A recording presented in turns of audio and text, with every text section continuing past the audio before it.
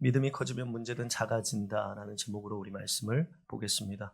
이 말씀을 들을 때 여러분들의 인생에 다양한 문제들과 어려움이 있을 텐데 여러분들 앞에 펼쳐진 그 어려움이 하나님으로 인해 작게 보이는 은혜가 있기를 간절히 축복합니다.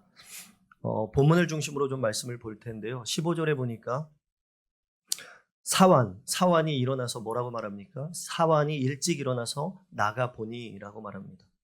당시 사환은 10대 후반에서 20대 초반 정도의 젊은 청년입니다. 그리고 이 사환은 종의 역할을 감당합니다. 선지자가 예배드리고 선지자가 선지자의 사역을 할 때 옆에서 돕는 종입니다. 그런데 보니까 무엇을 알 수 있습니까? 일찍 일어나서 나가보니 성실하다는 거죠. 부지런하다는 거예요. 이 젊은 종이. 그런데 이 젊은 부지런한 종이 아침에 눈을 떠서 기지개를 펴면서 성 밖을 내려다보니까 어떤 광경이 지금 펼쳐져 있습니까? 14절입니다. 제가 읽어드리겠습니다. 왕이 이에 말과 병거와 많은 군사를 보내매 그들이 밤에 가서 그 성읍을 에워쌌더라. 사환이 눈을 떠서 기지개를 피면서 밖을 봤더니 자신들의 성을 무너뜨리기 위해 아람 군대가 와가지고 벌떼처럼 와가지고 성을 에워싸고 있는 겁니다. 밤사이에 빙 둘러 성을 에워쌌어요. 도망갈 길이 없습니다. 눈을 뜨자마자 죽음이 눈앞에 있는 겁니다. 그때 이 사람의 마음속에서 그 마음의 소리가 입술로 뭐라고 탄식하냐면 아, 내 주여, 우리가 어찌하리이까. 여러분 이런 탄식 많이 해보지 않았습니까? 힘들고 어려울 때마다 주님 어떻게 할까요? 어떻게 하라는 겁니까? 우리말로 말하면 선생님 우리 이제 끝났습니다. 자신의 선지자에게 말하는 거죠. 우리 이제 다 끝났습니다. 그런데 바로 그때 엘리사가 태연하게 이렇게 말합니다. 두려워하지 말아라. 우리와 함께한 자가 그들과 함께한 자보다 뭐하다? 많으니라. 여러분 분명히 같은 성읍, 같은 상황, 같은 아침, 같은 군대를 바라봅니다. 그런데 한 사람은 끝났다고 말합니다. 안 된다는 겁니다. 그런데 다른 한 사람은 우리가 더 많다고 말합니다. 너무 이상하지 않습니까? 같은 상황, 같은 장면을 똑같이 보고 있는데 서로 다르게 말하고 있습니다. 무엇이 다른 겁니까? 문제의 크기가 다릅니까? 문제는 똑같아요. 하지만 뭐가 달랐습니까? 그들의 눈에 들어온 하나님의 크기가 달랐다는 거예요. 우리 삶에도 분명히 살다가 보면 똑같은 문제 앞에 누군가의 반응이 엇갈리는 것을 봅니다. 누군가는 어렵다 말합니다. 힘들다 말합니다. 불가능하다고 하죠. 그러나 분명 같은 것을 보고 있지만 누군가는 가능하다고 말합니다. 할 수 있다고 말합니다. 여러분 믿음의 사람으로 사는 우리가 오늘을 살아가면서 붙들어야 될 말씀이 바로 이 지점입니다. 여러분 기억하세요. 믿음이 커지면 문제가 작아집니다. 그런데 여러분 여기서 오해하지 말아야 될 것이 있습니다. 그럼 믿음이 커지면 문제가 사라지는가? 아니요, 사라지지 않습니다. 현실은 그대로입니다. 아람 군대도 그대로예요. 17절에 보니까 여전히 성벽을 둘러싸고 있어요. 문제가 없어지지 않아요. 그런데 뭐가 보이는 거예요? 문제보다 더 큰 내가 믿는 전능하신 하나님이 내 눈에 들어온다는 거예요. 그렇다면 여러분 오늘을 살아가는 우리는 왜 날마다 하나님보다 문제를 먼저 보고 절망에 빠질까요? 포기할까요? 왜 똑같은 하나님을 믿으면서도 문제 앞에서 이제 끝났다 좌절할까요? 왜 문제 앞에 그 문제로 압도되어서 위축될까요? 오늘 본문은 그 이유를 우리에게 이렇게 먼저 이야기합니다. 내 앞에 문제가 제일 먼저 보이기 때문이다. 내 눈에 문제가 제일 먼저 보이기 때문이라는 거예요. 무슨 이야기인가? 사실 젊은 사환에게 우리가 뭐라고 할 게 없어요. 우리 다 비슷해요. 젊은 사환의 반응은 어쩌면 당연하고 자연스러운 반응이지요. 사환이 본 것은 틀린 것도 아니고 사실이었습니다. 뭐가 사실입니까? 아람 군대는 실제로 거기 있습니다. 에워싸고 있어요. 정확히 본 거죠. 말과 병거가 우리를 죽이려고 새까맣게 펼쳐져 있습니다. 이 사람은 지금 사환은 헛것을 본 게 아니에요. 팩트지요. 정확하게 봤어요. 다만 뭐가 틀립니까? 다만 보이는 것까지만 봤다는 거예요. 여러분 이 사실 너무 중요합니다. 보이는 것까지만 봤다는 거예요. 여기서 우리의 신앙의 첫 번째 함정이 있어요. 우리는 우리가 보는 것이 틀려서 무너지지 않습니다. 맞는 걸 보는데 그게 전부인 줄 알아서 무너지는 거예요. 여러분, 아침에 눈을 뜨는 순간 여러분 뭘 하십니까? 감사합니까? 야, 오늘 아침 하나님이 나에게 이 맑은 날씨와 건강과 이걸 주셨구나, 감사하다 하는 분 계십니까? 아마 거의 없을 거예요. 아침에 눈 딱 뜨면 또 시작이구나. 그러면서 머릿속에 싹 스쳐 지나간 거예요. 어제의 문제들이 다시 옵니다. 어제의 걱정들이 다시 나를 힘들게 합니다. 대출 이자 걱정, 자녀 문제, 건강 문제, 직장과 사업장의 문제가 또다시 아침에 눈 뜬 내 자신에게 가장 먼저 보입니다. 침대에서 눈만 떴을 뿐인데 그 걱정들이 빙빙 돌면서 나를 힘들게 합니다. 지금 이 사환도 마찬가지였다는 거예요. 아람 군대만 봤어요. 성 아래 깔린 것만 봤어요. 산 위에서 무슨 일이 벌어지는지는 보지 못했어요. 그의 눈에는 문제만 가득하고 하나님이 보이지 않았다는 거예요. 그래서 뭐라고 말했다고요? 주님, 선지자여, 우리가 어찌하리? 이 말이 나온 거예요. 자기의 본심이. 그런데 여러분, 이게 잘못된 말입니까? 아니에요. 잘못된 말이 아니에요. 다만 믿음의 사람이면서도 자신의 인생에 하나님을 계산에 넣지 못한 사람의 말이에요. 틀린 건 아니에요. 잘못된 거 아니에요. 다만 계산법이 잘못된 거죠. 계산을 실수한 거죠.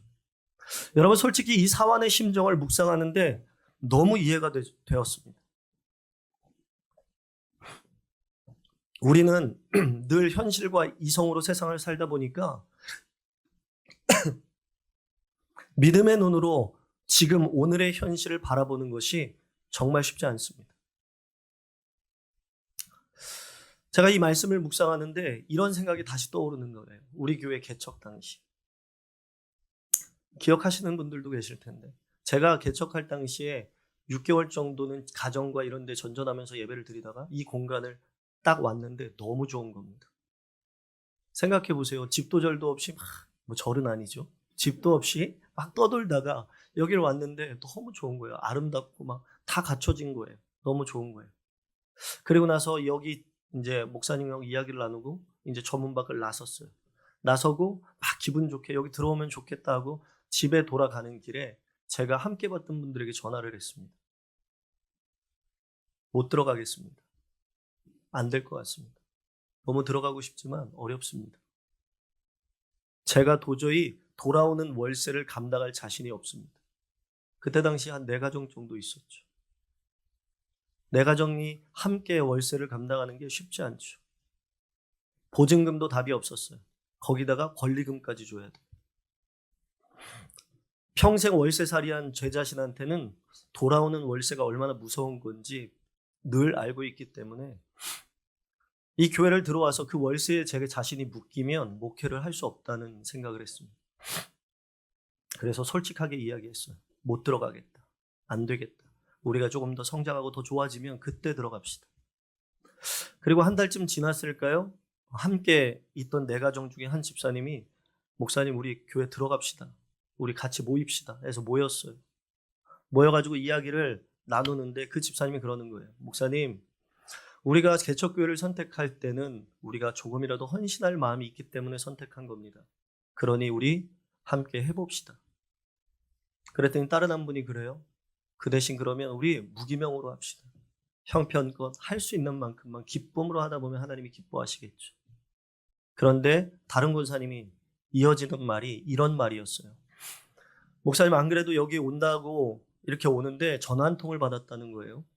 무슨 전화냐 그랬더니 한 목사님이 그 교회를 보고 왔다는 걸 아는데, 그리고 되게 좋아하는 걸 아는데 도대체 왜 한 달 동안 진행이 안 되고 있냐, 왜 안 들어가는 거냐 묻더랍니다. 다른 교회 권사님이. 그래서 그 안 들어가는 게 물질 때문이냐, 그래서 그렇다고, 그게 걱정이어서 못 들어가고 있다고. 그랬더니 그 권사님이 이렇게 말씀하셨어요. 그렇다면 내가 들어갈 수 있도록 일부분이라도 돕겠다. 이게 마중물이 되었으면 좋겠다. 그렇게 해서 시작된 교회가 오늘 4년 2개월째 접어들고 있습니다. 그리고 4년 반 동안 한 번도 물질 때문에 해야 할 일을 하지 못하거나 여러분들 드시고 싶은 거 못 먹은 적 있으십니까?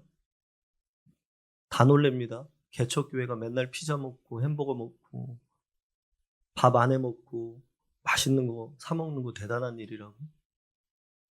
처음엔 저는 당연한 줄 알았는데 주변을 보니 우리가 잘 먹고 있는 거더라고요.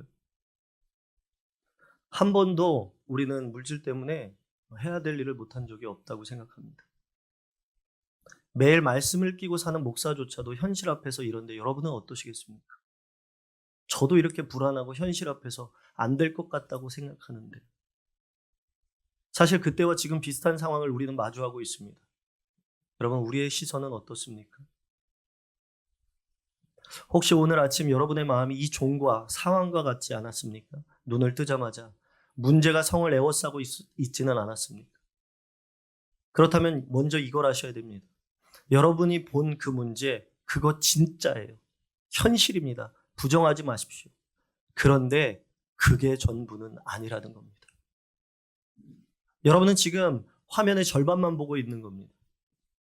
그때 엘리사가 이상한 말을 하죠. 종이 끝났다라고 외칠 때 엘리사가 던진 말이 이겁니다. 우리와 함께한 자가 그들과 함께한 자보다 뭐하다고요? 많다. 여러분, 상식적으로 말이 됩니까? 성 밖에 엘리사와 이 종, 성 안에는 엘리사와 이 종 딱 둘뿐입니다. 성 밖에는 아람 정예 군사가 수천 명이 둘러싸고 있어요. 그런데 지금 엘리사라는 선지자가 뭐라고 말합니까? 우리가 더 많다는 겁니다. 이건요, 눈으로 세면 절대 안 나오는 숫자죠. 그렇다면 엘리사는 무엇을 세고 있었던 것일까? 무엇을 보고 도대체 우리가 많다고 하는 것일까? 바로 이게 우리가 붙들어야 될 두 번째 지점입니다. 두 번째, 여러분, 안 보인다고 없는 게 아니라는 겁니다. 안 보인다고 없는 게 아니라는 거예요. 우리와 함께한 자가 그들과 함께한 자보다 많으니라. 여기서 많다는 히브리어 단어 원어를 보니까 실제로 숫자를 헤아릴 때 쓰는 단어예요. 많다는 거예요.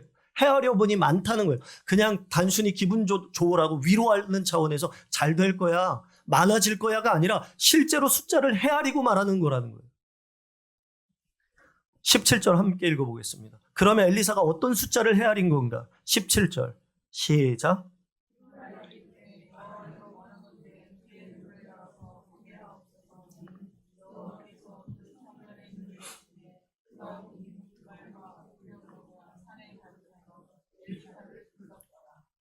엘리사가 계산해 넣은 건 뭡니까?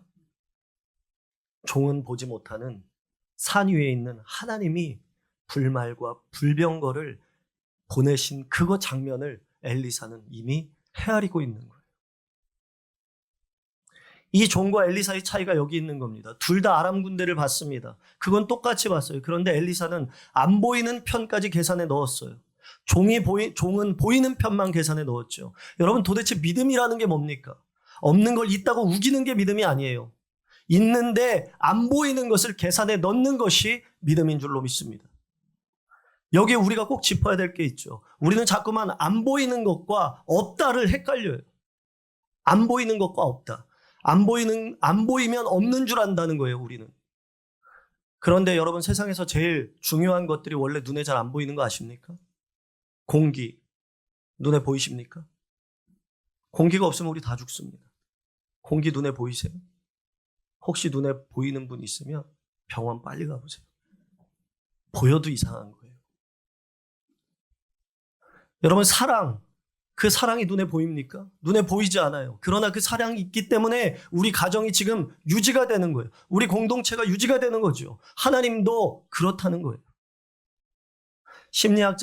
유명한 심리학자 두 사람이 실험을 했습니다. 이 심리학자는 1999년도 하버드 대학교에서 이제 연구한 연구팀인데 어떤 실험을 했냐면 사람들에게 짧은 영상 하나를 보여줍니다. 어떤 영상이냐면 흰 옷과 검은 옷을 입은 팀이 농구공을 계속 주고받는 거예요. 그 장면을 녹화해놓고 실험에 참여하는 사람들에게 보여주는 거예요. 그러면서 뭐라고 말하냐면 저 흰 옷을 입은 사람들이 공을 왔다 갔다 하는 것이 몇 번인지 쓰세요 라고 한 거예요. 그럼 사람들의 눈이 어디에 시선이 집중되겠습니까? 흰 옷을 입은 선수들, 사람들이 공이 왔다 갔다 하는 그 공에 집중이 되겠죠. 그런 다음에 어떤 실험을 하냐면 사람에게 고릴라 복장의 옷을 입힌 다음에 그 화면 중간으로 지나가게 합니다. 그리고 그 중간에서 가슴을 친 다음에 다시 지나가게. 그리고 나서 실험이 끝난 다음에 물었습니다. 혹시 그 화면에서 고릴라를 보셨습니까? 그런데요, 놀랍게도 절반가량이 이렇게 대답했다고 합니다. 무슨 고릴라요? 그런 거 없었는데. 여러분, 진짜 고릴라가 없었던 겁니까? 아니요, 화면 중앙에 떡하니 있었어요. 가슴까지 두드렸어요. 그런데 왜 못 봤을까? 딴 걸 세느라 정신이 없으니까 고릴라가 보이지 않는 거예요. 공 개수 세는데 집중하느라 정작 눈앞에 있는 고릴라를 놓친 거죠. 이거 우리의 이야기 아닙니까? 우리는 문제의 개수를 세느라 정작 매일 입술로 고백하는 전능하신 하나님, 모든 곳에 함께 하시는 하나님, 나의 손잡고 동행하시는 하나님, 그렇게 고백하지만 우리는 하나님을 놓치고 있는 거 아니에요. 하나님이 안 계신 게 아닙니다. 우리가 딴 데 정신이 팔려 못 보는 거예요. 이 종이 이렇게 말했죠. 우리가 어찌하리까 하고 외칠 때 하나님의 군대는 이미 산에 가득 대기하고 있었다. 17절이 그걸 보여주는 거 아닙니까? 눈이 열린 순간 없던 게 새로 생긴 게 아니에요. 처음부터 거기에 있던 게 그제서야 보인 거예요. 불말과 불병거는 종이 끝났다는 절규하던 그 순간에도 산을 가득 채우고 우리를 위해, 그 선지자를 위해 일하기를 준비하고 있었다는 거예요. 제가 지난 한 주간 2통의 전화를 받았습니다. 한 통은 늘 저희 교회에 관심이 있지만 저희 교회에 딱 한 번 정도 방문했던 권사님이십니다. 저희 교회 성도님이 아니셔요. 그런데 그 권사님이 연락이 오셨어요. 어떤 거냐면 교회 이전하는데 필요한 게 없냐는 거예요. 어려움이 없냐는 거죠. 그래서 뭐 크게 딴 얘기는 하지 않았어요. 그런데 그 전화를 끊고 나서 거금의 헌금을 저희 교회에 해주셨어요. 저희 교회와 뭐 큰 인연이 있지도 않아요. 상상치도 못하고 너무 놀라운 일이죠. 그리고 또 다른 전화 한 통을 받았습니다. 여러분 기억하세요? 마중물 프로젝트 1억 떨어졌죠. 이 교회가요, 사람을 2번 죽이더라고요. 안 됐다고 문자를 한번 보내더니 그 다음에는 우편으로 또 보내더라고요. 그래서 그날 설교 준비를 하러 이렇게 들어오는데 우편이 있길래 혹시 문자가 잘못된 거 아닐까? 하고서 그걸 폈는데 역시나 다음에 함께 해달라고. 다음은 무슨. 그래서 실망을 가지고 설교를 준비하려고 컴퓨터를 켰어요, 여기서. 근데 설교 준비를 하는데 희한하게 그날따라 분당우리 교회를 들어가 보고 싶은 거예요. 분당우리 교회를. 참 희한하죠. 그래서 설교하다가 딴짓으로 분당우리 교회 홈페이지를 들어갔어요. 그랬더니 거기에 뭐가 있냐면 꿈 넘어 꿈 프로젝트 지원서를 받고 있는 거예요. 이 꿈 넘어 꿈이 뭐냐면 건강하다고 검증된 그리고 성장 가능성이 있는 교회들을 세부적으로 목회자의 설교와 홈페이지와 계획서와 아무튼 뭐 추천서까지 해가지고 엄청 많이 요구를 해요. 그걸 다 본 다음에 이제 통과가 되면 3년 동안 우리에게 1억을 지원해주고 그리고 이찬수 목사님을 비롯한 아주 건강한 교회 목회자들이 멘토링을 해줘요, 교회를. 근데 제가 놀란 거, 다들 아시겠지만 이찬수 목사님은 우리 한국교회에서 브랜드 파워가 있습니다. 어떤 브랜드 파워입니까? 건강함이라는 교회의 브랜드 파워. 그러다 보니까 경기도권에 107교회가 지원을 했는데 그중에 10교회가 됐는데 그중에 한 교회의 목사님이 그 교회 수요예배를 와서 설교를 한 거예요. 그랬는데 설교 한 번 하고 갔는데 뭐 우리 교회가 그럴 거라는 뭐 그런 건 아닌데 그 교회 성도가 한 달 동안 170명이 늘어났대요. 왜 그런 줄 아세요? 그만큼 신앙을 쉬고 있던 사람들이 건강한 교회를 찾다가 그 꿈 넘어 꿈 프로젝트에서 인정을 해주는 거예요. 그러니까 이 교회는 건강한 교회다. 그러니까 주변에 쉬고 있던 성도들이 관심을 갖고 그 교회로 간 거예요. 뭐 아무튼 뭐 이 예화의 끝이요, 우리 교회가 됐다는 게 아닙니다. 미리 김칫국 마시지 마세요. 아무튼 그래서 마중물 프로젝트가 떨어졌으니까 여러분들에게 말은 하기는 좀 어렵고 또 실망할까봐. 그래서 제가 그거를 준비를 했어요. 그런데 놀랍게 제가 그때 들어갔을 때 지원서를 3개월 전부터 받았는데 마감이 2주밖에 안 남았더라고요. 그래서 부랴부랴 준비해가지고 보냈어요. 그리고 잊고 있었어요, 저도. 괜히 실망할까봐. 그리고 3개월이 지난주 연락이 왔어요. 기대되시죠? 1차 합격을 했다고. 1차 합격도 사실 쉽지 않은 거라는 거를 들었습니다. 그래서 인터뷰까지 와야 된대요. 면접을 보러. 8월 20일 오후 3시에 대전으로 갑니다. 그 전화, 2통의 전화를 지난주에 받았어요. 그럴 때 제 마음에 이런 마음이 있었어요. 하나님이 저에게 이렇게 말씀하시는 것 같았어요. 너는 왜 너와 교회를 애워싸고 있는 불병거와 불말을 보지 못하니? 늘 말씀을 전하면서도 너는 왜 믿음의 눈으로 이 상황을 바라보지 못하니?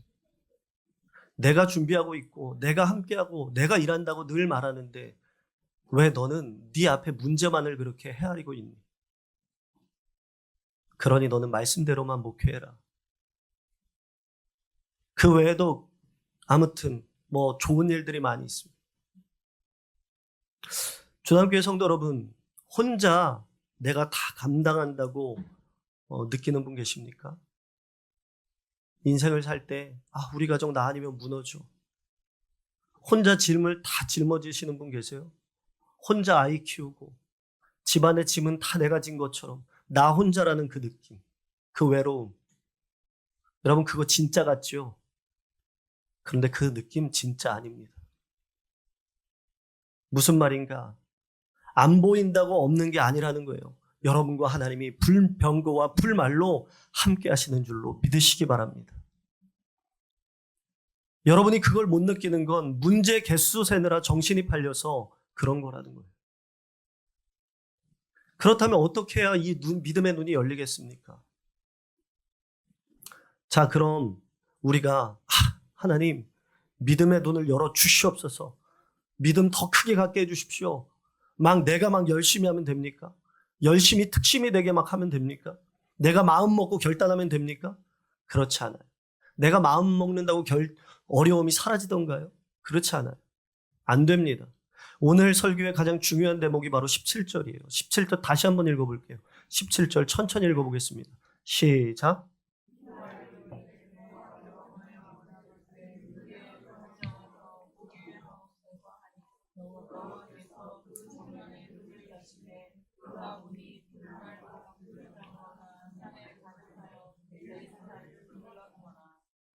여러분 믿음의 눈은요 내가 뜰 수 없어요. 이 종의 눈을 누가 뜨게 했습니까? 17절 자세히 보니까 눈이 열리는 장면에서 정작 이 종은 아무것도 하지 않아요. 누가 기도해줘요? 옆에 엘리사가 기도합니다. 뭐라고 기도합니까? 여호와여 원하건대 그의 눈을 열어서 보게 하옵소서. 여기서 열어서라는 히브리어 단어는 성경에서 주로 어떨 때 쓰냐면 진짜 실제로 눈이 먼 사람이 눈을 뜨게 될 때 쓰는 단어예요. 그런데 이 종은 육신의 눈은 멀쩡하지 않습니까? 아람 군대도 똑똑히 볼 정도로 시력이 좋아요. 그런데 성경은 그의 눈을 왜 열어달라고 하는 단어를 썼을까? 무슨 뜻일까? 육신의 눈은 멀쩡한데 다른 눈이 감겨있기 때문이에요. 그런데 그 눈은 본인이 뜰 수 없다는 거예요. 보십시오. 여호와께서 그 청년의 눈을 여심해. 종이 자기 눈을 뜬 게 아닙니다. 여호와께서 열어주셨다는 거예요. 믿음의 눈은 내가 눈에 빡 준다고 확 열리는 게 아니라는 거예요. 하나님이 열어주셔야 되는 줄로 믿습니다. 이게 왜 그렇게 중요한지 아십니까? 이런 말씀 들으면 자꾸 오해하는데 내가 열심히 해봐야지. 악착같이 내가 믿음이 부족한가 봐. 내가 더 세게 기도하고 더 쥐어짜면 뭔가 될 거라고 여겨요. 그래서 더 애를 써요. 억지로 믿으려고 안간힘을 써요. 그러면서 안 되면 어떻게 해요? 자책해요. 나 믿음 없나 봐. 나 믿음 연약한가 봐. 스스로 실망해요. 그러지 말라는 거예요. 그게 아니라는 거예요. 생각해 보세요. 만약 엘리사가 종에게 야, 너 나랑 지낸 세월이 몇 년인데 너 정신 차리고 믿음의 눈을 좀 크게 떠라 한다고 그 눈이 떠지겠습니까? 아니요. 안 떠져요. 엘리사는 종에게 명령하지 않아요. 그저 뭐 할 뿐이라고요? 하나님께 기도할 뿐이라는 거예요. 여러분, 이게 복음이에요. 여러분의 믿음이 여러분을 구원한 게 아닙니다. 여러분의 믿음의 눈을 열어주시는 하나님이 여러분을 구원하셨습니다. 순서가 아주 중요해요. 내가 열심히 믿어서 하나님이 나타나시는 게 아니라 하나님이 먼저 내 눈을 열어주셔서 내가 비로소 보고 믿는 거예요. 이게 뭡니까? 은혜라는 거예요. 은혜. 언제나 은혜가 먼저라는 거예요. 여러분, 강영우 박사님 아시죠? 맹인 박사 강영우. 이 강영우 박사님이요, 14살 때 축구를 하다가 축구공에 맞아서 두 눈이 실명되었습니다. 시력을 잃었어요. 그런데 설상가상 그가 시력을 잃던 그 해에 어머니도 소천하셨어요. 14살에. 얼마나 힘들겠습니까? 그런데 악재는 겹친다고 얼마 뒤에 어린 동생들을 먹여 살리겠다고 공장에서 일하던 누나마저 과로로 하늘나라로 갑니다. 이제 남겨진 동생 둘과 이 세 남매는 고아원으로 뿔뿔이 흩어지게 돼요. 눈도 잃고 부모님도 잃고 누나도 잃고 가족이 흩어졌어요. 어린 소년이 감당하기엔 너무 힘든 상실이었습니다. 누구라도 내 인생 이제 끝났다, 마지막이다라고 말할 수 있는 그런 순간, 그가 맹인학교에 들어갑니다. 근데 여러분 아시죠? 어른들 60, 70년대 맹인들이 먹고 살 수 있는 방법이 뭐였습니까? 그렇죠. 안마밖에 없었어요. 한국 땅에서 맹인이 먹고 사는 건 미래는 안마사가 전부였어요. 그때 삶을 포기하고 싶던 밤이 있었대요. 그런데 그 밤에, 그 캄캄한 밤에 하나님이 그를 찾아와 주셔서 그의 눈을 열어주셨어요. 육신의 눈은 비록 닫혀 있지만 그의 마음의 눈과 믿음의 눈이 열리기 시작할 때 그가 믿음 안에서 다시 한번 일어서기 시작하는 거예요. 그때 후원자를 만나게 됩니다. 후원자를 만나서 이 강영우 박사가 피츠버그라는 미국으로 유학을 가게 됩니다. 그래서 그곳에서 그때만 해도 미국은 장애인들에 대한 시설이나 조건들이 너무 좋았기 때문에 그곳에서 우리나라에서는 안마사로 끝났겠지만 거기서는 공부도 하고 할 수 있어서 열심히 공부를 하고 한국 시각장애인 최초로 박사학위를 미국에서 받게 됩니다. 그리고 2001년 부시 대통령의 정부에서 백악관 국가장애인위원회 정책 차관보를 섬기게 됩니다. 그리고 맹인으로서는 세계에서 가장 영향력 있는 5인 안에 드는 인물이 됩니다. 그런데 여러분, 지금 이 예화가 이렇게 했더니 화려하게 끝났다, 이 얘기를 하는 게 아니에요. 눈이 멀었는데 성공했다 이야기가 아니에요. 이거는 그냥 격가지 이야기예요. 진짜 핵심이 뭡니까? 그를 다시 일으킨 것, 그의 육신의 눈이 아니라 하나님이 열어주신 믿음의 눈이었다는 거예요. 그 눈을 잃고도 하나님을 그는 믿음의 눈으로 볼 때 그의 인생이 맹인이었지만 하나님께 쓰임받는 사명자의 인생을 살 수 있었다는 겁니다. 그럼 여러분, 젊은 사안과 강영우 박사를 한번 나란히 두고 생각해 봅시다. 종은요, 눈이 멀쩡했어요. 아람 군대도 똑똑히 봤어요. 현실 파악을 잘했어요. 그런데 정작 하나님을 보지 못했어요. 그러나 강영우 박사는 육신의 눈을 잃었지만 하나님이 열어주시는 눈으로 하나님만을 보았습니다. 그러니 무엇이 사람을 살리겠습니까? 육신의 눈이 아니라 하나님이 열어주시는 믿음의 눈인 겁니다. 그리고 그 눈은 다시 말하지만 내가 뜨는 것이 아니라 하나님이 열어주실 때 열립니다. 그러니 여러분, 오늘 나는 믿음이 약해서 안 되라고 자책하는 분 있습니까? 그 자책 내려놓으십시오. 여러분이 할 일은 믿음을 억지로 짜내는 게 아닙니다. 엘리사처럼 기도하는 거예요. 뭐라고 기도해요? 하나님, 현실이 자꾸만 보입니다. 내 눈앞에 어려움만 자꾸 모든 것인 것처럼 크게 보입니다. 그러나 분명 보이지 않는 곳에서 일하시는 하나님이 계신 줄로 믿습니다. 그러니 내 눈에 불병거와 불말이 보일 수 있는 믿음의 눈을 열어주시옵소서. 문제만 보이는 이 눈을 하나님이 보이는 눈으로 열어주시옵소서. 그렇게 기도하면 되는 거예요. 이 기도는 하나도 힘이 안 들어요. 짜낼 필요가 없어요. 그냥 어린아이가 부모에게 과자를 달라는 것처럼 하나님께 손을 내밀면 되는 거예요. 그게 믿음이라는 거예요. 그리고 중요한 거 한 가지가 더 있어요. 엘리사는 어떻게 이렇게 태어날 수 있었습니까? 어떻게 이렇게 엘리사가 태어날까요? 예전에 뭘 먼저 보았어요? 자신의 스승 엘리야가 불말을 타고 불병거를 타고 하늘로 올라가는 걸 이미 경험했어요. 중요한 포인트입니다. 그의 스승 엘리야가 하늘로 올라갈 때 불수레와 불말이 나타났고 엘리사는 그걸 두 눈으로 봤죠. 한번 하나님의 군대를 본 사람은 다음 위기가 와도 안다는 거예요. 뭘? 이 위기 가운데 하나님은 이미 불말과 불병거를 나를 위해 준비하고 계시는구나. 저 산 위에 하나님은 준비하고 계시는구나. 그것을 누구에게 나눠주는 거예요? 믿음의 눈으로 삶을 바라보지 못하는 내 지체에게, 내 가족에게, 내 자녀에게 나눠주고 싶었던 거예요. 자기가 본 그 광경을 믿음이라는 통로를 통해 전해주는 거예요.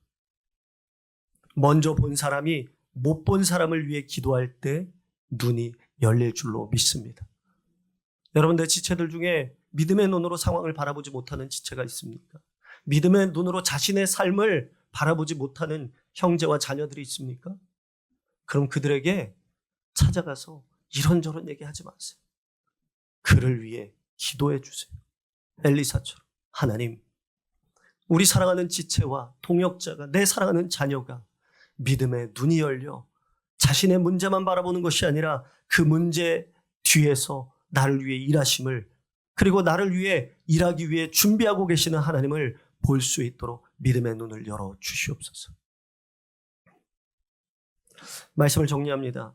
그래서 여러분, 믿음이 커지면 문제는 작아집니다. 그런데 우리가 확인했듯이 문제가 물리적으로 사라지는 게 아니에요. 아람 군대는 여전히 성을 둘러싸고 있습니다. 그런데도 이 종은 더 이상 어찌하리까 하고 떨지 않아요. 왜? 눈이 뜨이고 나니까 떨지 않아. 왜 그렇습니까? 문제가 작아진 게 아니라 이제 하나님이 크게 보이는 거예요. 내가 믿는 하나님이 놀랍도록 크게 보이기 시작하는 거예요. 아니, 정확하게 말하면 하나님은 원래 크신 분이셨어요. 종의 눈이 작았던 거지.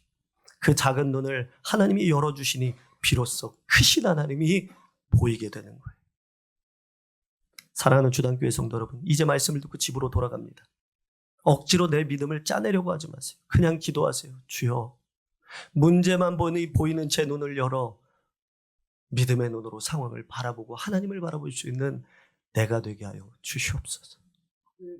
우리 자녀들을 위해 여러분 무엇을 기도해 줄 수 있겠습니까? 내 자녀를 위해 믿음의 유산을 물려줘야 되지 않겠습니까? 아마 오늘 말씀 하나만 내 자녀가 물려받아도 세상을 사는데 하나님과 너끈히 이겨나가지 않겠습니까?